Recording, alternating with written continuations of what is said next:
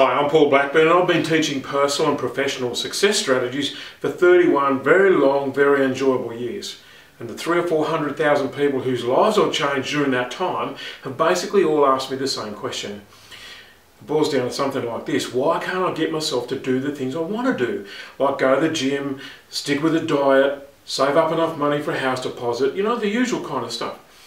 Of course, sometimes the question gets asked in reverse and it sounds like it's opposite.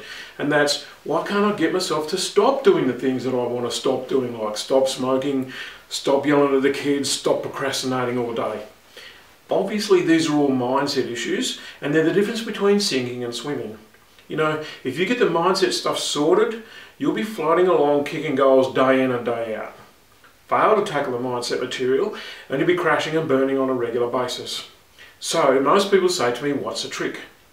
Well, it all comes down to your understanding of the difference between what you want and what you need. Now, because we're driven by urges and not by our thinking, we fail to gain control of those urges and let what we want most right now to interfere with what we actually need right now. Typically, the urge to have sex with that very hot married person on the other side of the room often results in an illicit affair.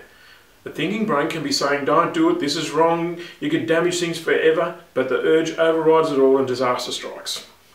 Another typical example, you can ask practically any smoker if they realise that they're going to die a horrendous, early, painful death, and they'll answer yes while they're pulling out another cigarette and lighting up.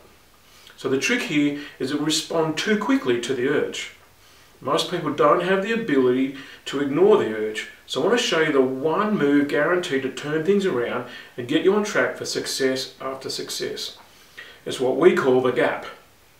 The disasters I just referred to can be described with this diagram right here. So what you see is that we react quickly to our impulses.